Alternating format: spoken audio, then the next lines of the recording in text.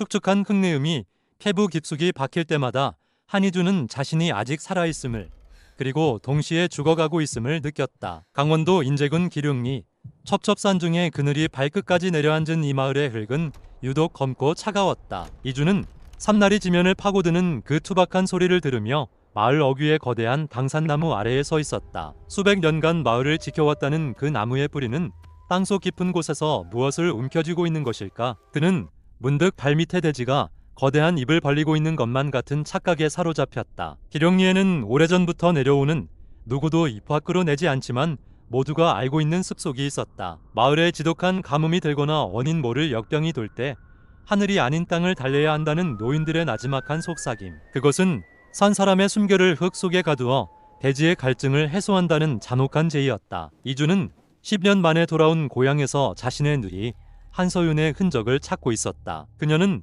10년 전 마을에 유례없는 산사태가 몰아쳤던 그의 가을에 홀연히 사라졌다. 어른들은 그녀가 도시로 도망쳤다고 했지만 이준의 기억 속에 남은 누이의 마지막 모습은 길산 무덤가 근처에서 보았던 연보랏빛 댕기 조각이었다. 이준아, 흙은 모든 것을 기억하지만 아무것도 말하지 않는다. 옆에 선 김 노인이 곰방대를 물며 중얼거렸다. 그의 목소리는 갈라진 논바닥처럼 건조했다. 김 노인의 눈은 이미 초점을 잃은 채 멀리 안개가 저욱한 계곡 너머를 향하고 있었다. 이주는 그의 말을 곱씹었다. 기억하지만 말하지 않는 것, 그것은 침묵이라는 이름의 공범이었다. 이 마을 전체가 거대한 무덤 위에 세워진 집단적인 망각의 성체처럼 느껴졌다. 이주는 밤마다 환청에 시달렸다. 그것은 바람 소리도 짐승의 울음소리도 아니었다. 손톱으로 나무 판자를 긁어대는 듯한 소리, 축축한 흙더미 아래에서 울려 퍼지는 억눌린 신음. 그는 그 소리가 자신의 머릿속에서 만들어낸 허상인지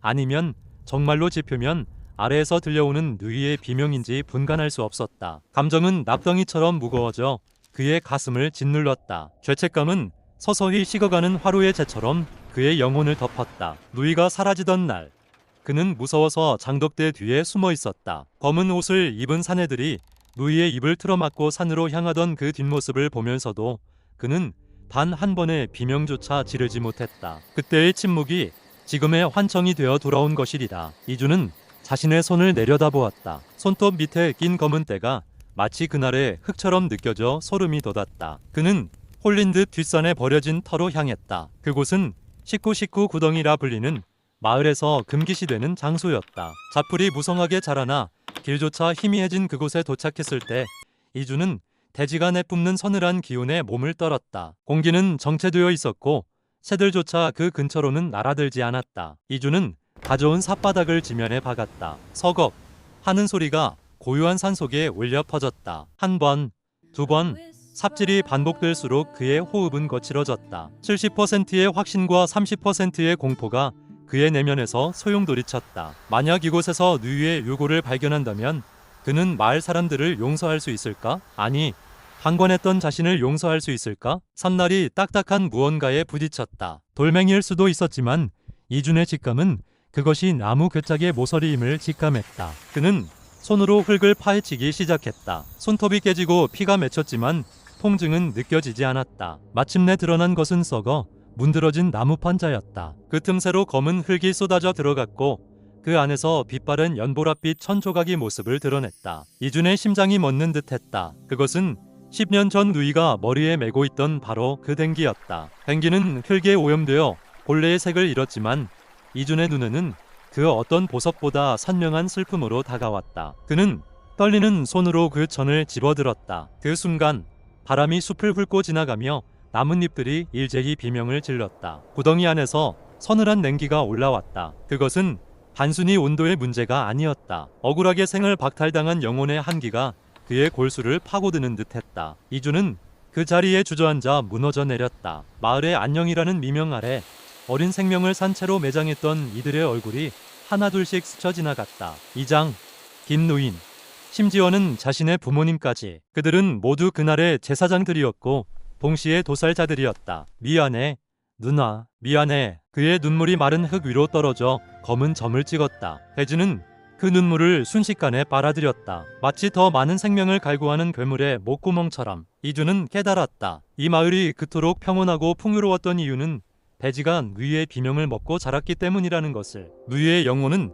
저 차가운 흙 아래에서 단 한 번도 잠들지 못했다. 그녀는 10년 동안 어둠 속에서 손톱이 닳도록 나무 판자를 긁으며 누군가 자신을 꺼내주길, 아니면 자신을 기억해주길 기다려왔던 것이다. 이주는 다시 삽을 들었다. 하지만 이번에는 흙을 파내기 위해서가 아니었다. 그는 자신의 발밑을 깊게 파기 시작했다. 이 부조리한 전통과 침묵의 사슬을 끊어낼 수 있는 방법은 무엇일까? 그는 구덩이 옆에 누워 하늘을 보았다. 나뭇가지 사이로 보이는 하늘은 무심할 정도로 푸르렀다. 마을 저편에서 종소리가 울려 퍼졌다. 저녁 식사를 알리는 평화로운 종소리였다. 하지만 이준에게 그것은 장례를 알리는 만가처럼 들렸다. 그는 흙을 한 움큼 집어 입안에 넣었다. 비리고 텁텁한 돼지의 맛이 혀끝을 자극했다. 그는 이 흙과 하나가 되어야만 누이의 고통을 온전히 이해할 수 있을 것 같았다. 우리는 모두 산채로 묻혀있는 거야. 이주는 혼자 중얼거렸다. 육신은 지상 위를 걷고 있지만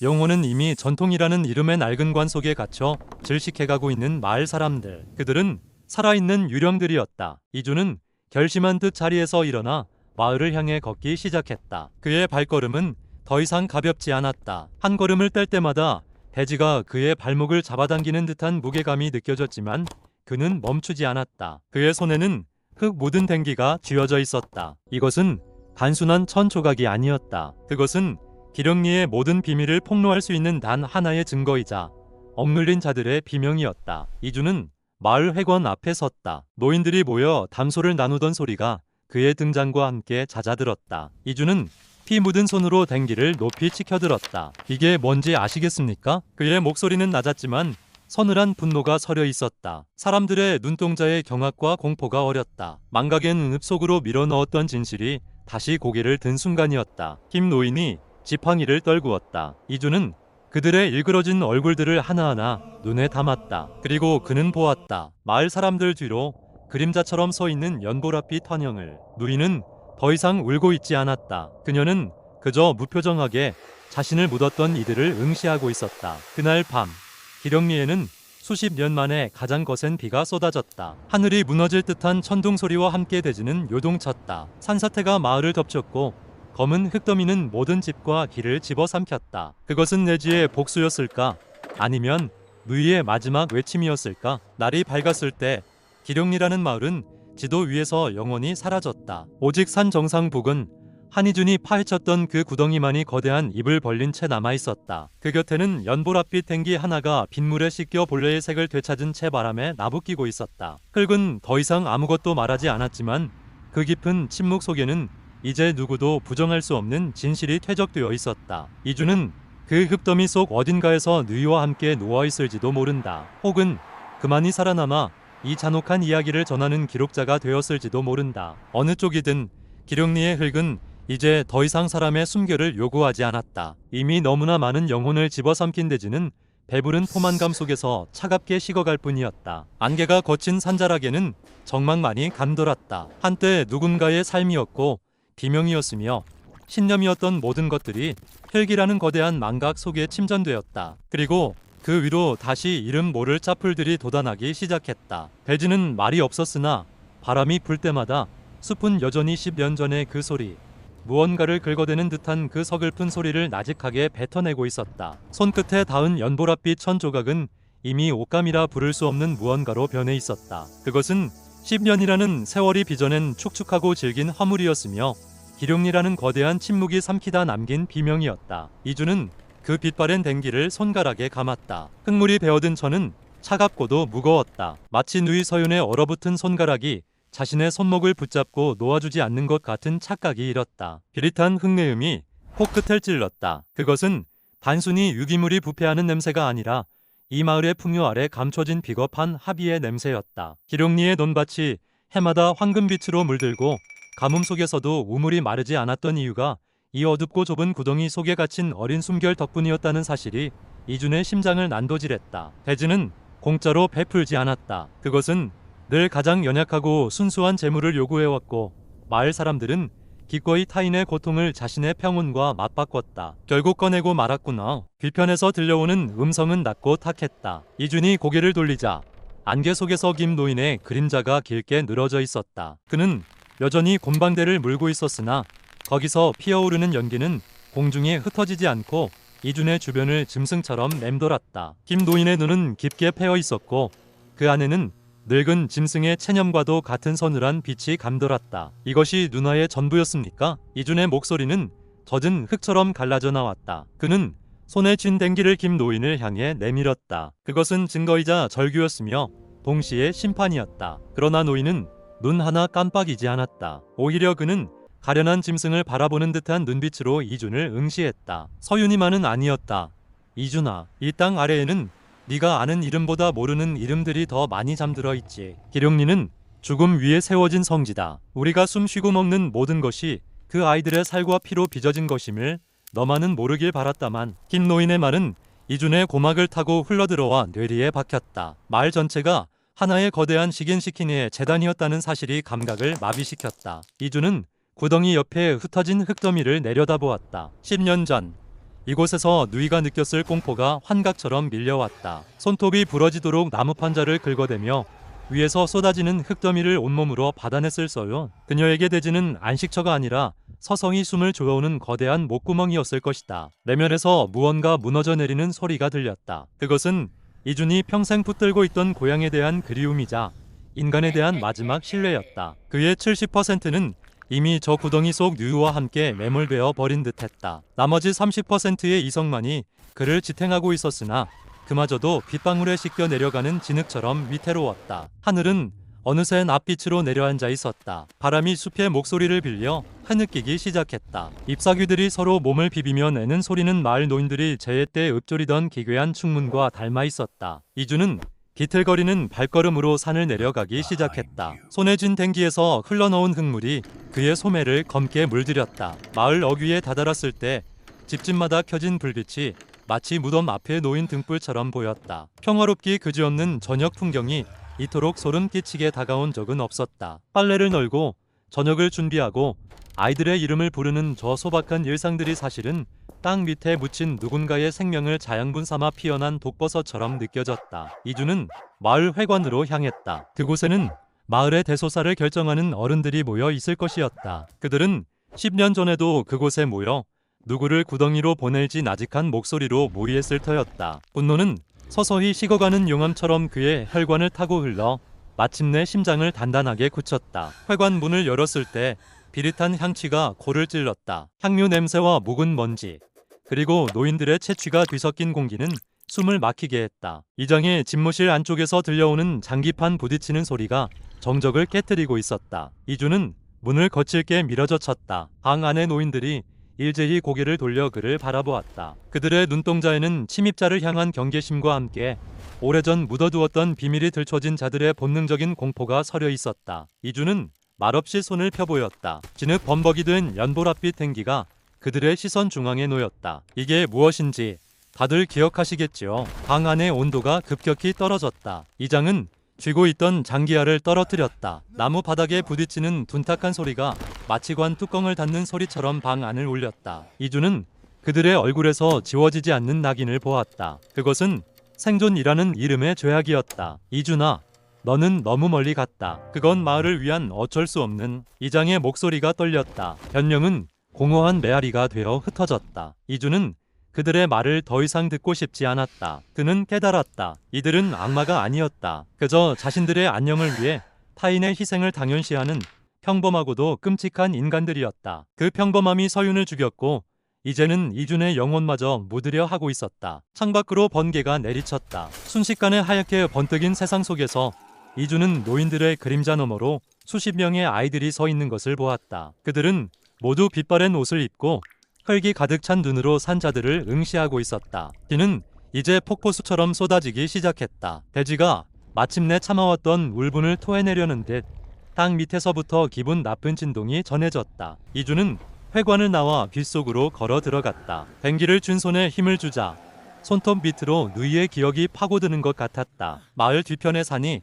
거대한 짐승처럼 울부짖고 있었다. 숲을 지탱하던 흙들이 물을 머금어 무거워진 채 서서히 중력을 거스르지 못하고 흘러내릴 준비를 하고 있었다. 그것은 10년 전 서윤이 겪었던 그 공포의 재현이자 기룡리가 맞이할 필연적인 종말이었다. 이주는 도망치지 않았다. 그는 오히려 산을 향해, 그 거대한 진흙의 파도를 향해 천천히 걸음을 옮겼다. 발목까지 차오른 빗물이 마치 수많은 손이 되어 그의 다리를 붙잡았다. 흙은 이제 더 이상 침묵하지 않았다. 그것은 산자들의 비명보다 더 큰 소리로 자신들이 삼켰던 모든 생명을 돌려주겠다고 포효하고 있었다. 산사태의 전조는 비명보다 먼저 땅의 진동으로 찾아왔다. 발바닥을 타고 올라오는 기분 나쁜 소름은 대지가 수천 년간 머금어온 침묵을 토해내기 직전의 구역질과도 같았다. 이주는 빗줄기 사이로 무너져 내리는 산의 형체를 보았다. 그것은 단순히 흙과 돌덩어리의 뭉치가 아니었다. 그것은 기룡리가 외면해온 수십 년의 죄악이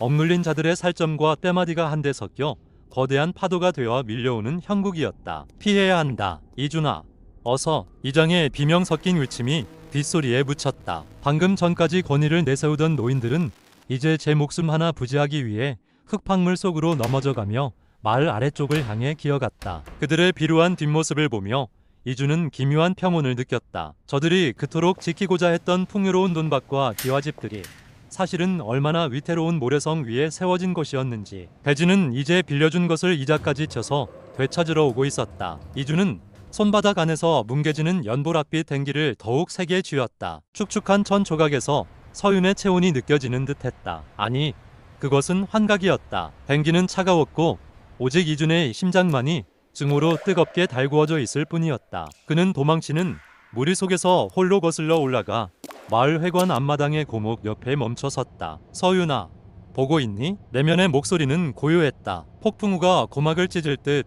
울부짖었으나 그의 머릿속은 마치 깊은 수렁 밑바닥처럼 정적에 잠겨 있었다. 이준의 시선은 산허리를 따라 내려오는 검은 액체 같은 흙더미에 고정되었다. 그것은 마을을 집어삼키려는 거대한 짐승의 혀였다. 10년 전 마을 사람들의 묵인 아래 누이의 입안에 가득 찼을 끄흑들이 이제는 그들의 입과 눈을 채우러 오고 있었다. 마을 어귀에서 가축들이 울부짖는 소리와 가옥이 파손되는 둔탁한 파열음이 들려왔다. 누군가의 집이 종이창처럼 구겨지고 대대로 내려오던 가업이 진흙 속에 파묻혔다. 그러나 이준의 눈에 비친 그 광경은 참사가 아니라 정화였다. 더러운 피를 흘려 얻은 생명은 결국 더러운 흙에 덮여야 마땅했다. 그때 저 멀리 마을 입구의 당산나무 아래에서 미처 피하지 못한 아이 하나가 빗물에 휩쓸려 가는 것이 보였다. 마을 노인의 손주였다. 아이의 작은 손이 허공을 휘저으며 구원을 요청했다. 이준의 심장이 순간적으로 요동쳤다. 복수는 달콤해야 했으나 죄 없는 어린 생명이 다시금 제물이 되는 광경은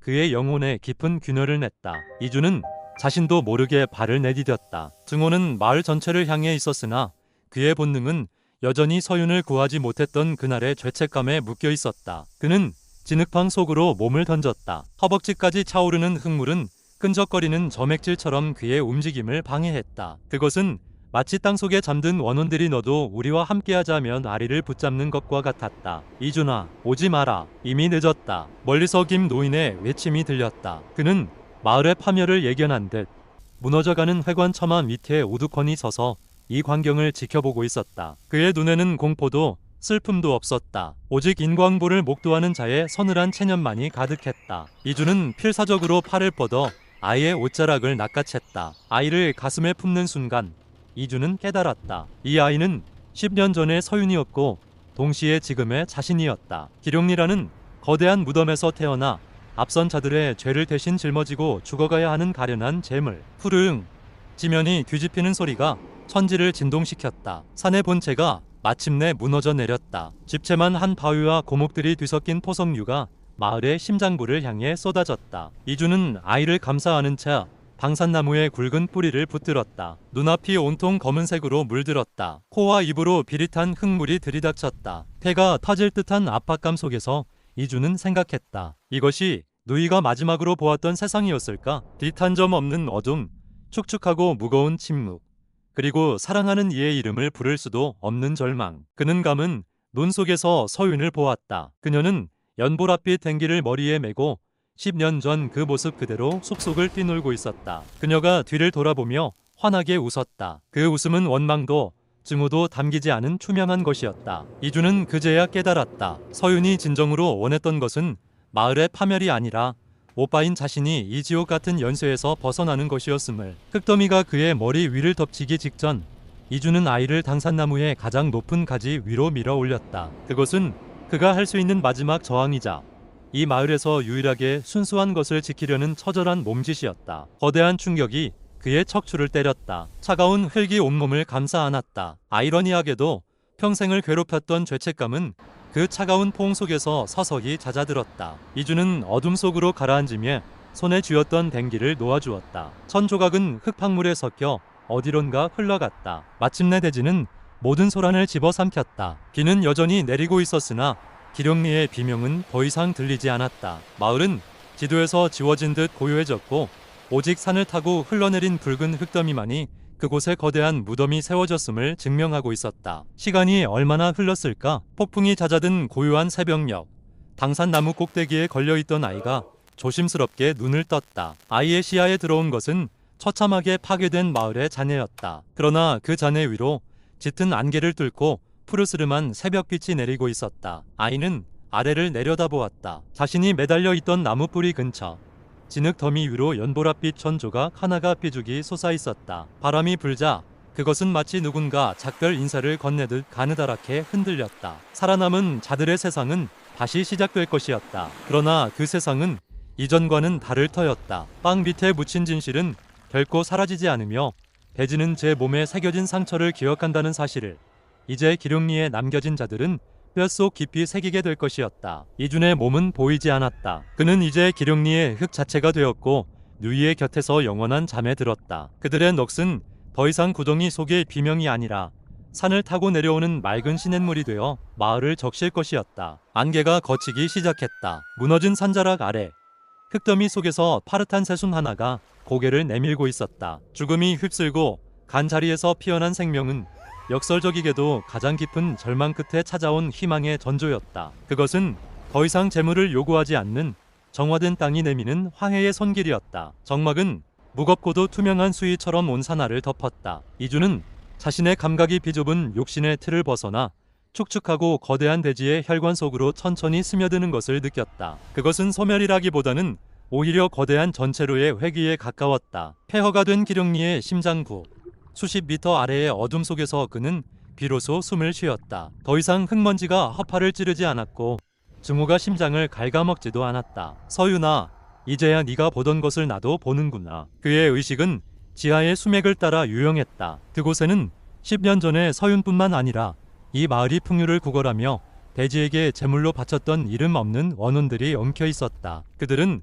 서로의 상처를 핥아주는 실뿌리처럼 촘촘하게 얽혀 지상에 인간들이 쌓아 올린 가식의 성벽을 무너뜨린 채 안식하고 있었다. 이주는 그 차가운 점토의 품 안에서 생애 처음으로 완벽한 안전함을 느꼈다. 누군가를 지켜야 한다는 강박도 지키지 못했다는 부채감도 흐물흐물하게 녹아내려 대지의 걸음이 되었다. 지상에서는 살아남은 아이 민우가 당산나무 가지 끝에서 새벽 이슬을 맞으며 가늘게 흐느끼고 있었다. 아이의 눈에 비친 마을은 더 이상 사람이 살던 곳이 아니었다. 그것은 거대한 짐승이 핥히고 지나간 자리였고 대지가 제 몸에 도단한 종기를 스스로 도려낸 흔적이었다. 이장의 기와집도 노인들의 탐욕스러운 논밭도 그들이 신성시하던 인습의 굴레도 모두 평등하게 흙 아래 잠겼다. 시간은 인간의 비극과는 무관하게 흘러갔다. 며칠 뒤 인근 면사무소에서 파견된 구조대원들이 기룡리 터에 도착했을 때 그들이 마주한 것은 기적 같은 생존자 한 명과 비교할 정도로 고요한 연보랏빛 들판이었다. 이준이 마지막까지 쥐고 있었던 댕기는 흙탕물에 씻겨 어딘가로 사라졌지만 그가 묻힌 자리 주위로 정체를 알 수 없는 야생화들이 피어오르기 시작했다. 이준의 영혼은 그 꽃들의 뿌리 끝에 매달려 지상의 빛을 보았다. 그는 이제 말할 수 있었다. 복수는 파괴가 아니라 더러운 것들을 덮어버리는 거대한 포용이었다는 것을. 산사태는 마을을 죽인 것이 아니라 독이 든 고름을 짜내고 새살이 돋을 자리를 마련한 것이었다. 그는 자신을 짓누르는 흙의 무게가 더 이상 무겁지 않았다. 그것은 서윤이 건네주는 따스한 이불이었고 길었던 악몽 끝에 찾아온 깊은 숙면의 시작이었다. 민우는 훗날 어른이 되어 이 자리를 다시 찾았을 때 마을 사람들을 집어삼킨 그 흙더미 위에서 기묘한 평온을 느꼈다. 사람들은 이곳을 저주받은 땅이라 부르며 피했지만 민우의 눈에는 그곳이 세상에서 가장 순결한 안식처처럼 보였다. 바람이 불 때마다 연보랏빛 꽃잎들이 일렁였고 그 물결은 마치 누군가 부드럽게 속삭이는 소리처럼 들렸다. 잊어라. 그리고 이제는 너의 삶을 살아라. 그것은 이준이 민우를 나무 위로 밀어 올리며 건넸던 마지막 유언이자 서윤이 오빠에게 남기고 싶었던 단 하나의 진심이었다. 대지는 그렇게 모든 원한을 삼키고 소화시켜 가장 아름다운 색의 꽃으로 튀어냈다. 이준의 의식은 이제 완전히 흩어져 숲의 안개가 되고 계곡의 물소리가 되었다. 그는 더 이상 이준이라는 이름으로 존재하지 않았으나 기령리의 숲이 숨 쉴 때마다 그의 호흡이 섞여 나왔다. 억울하게 죽어간 자들의 뼈 위로 새로운 생명이 돋아나고 그 생명이 다시 흙으로 돌아가는 영원한 순환 속에 그는 서윤과 나란히 누웠다. 구덩이 속의 비명은 멈췄다. 차가운 흙바닥 아래에서 시작된 그들의 이야기는 이제 지상의 푸른 잎사귀들 사이로 흐르는 햇살이 되어 산맥을 넘어갔다. 산은 다시 침묵에 잠겼으나 그것은 외면하는 침묵이 아니라 모든 것을 지켜본 자만이 가질 수 있는 숭고한 고요였다. 기룡리라는 이름은 지도에서 지워졌지만 그 땅이 기억하는 용서의 향기는 바람을 타고 아주 멀리까지 번져나갔다.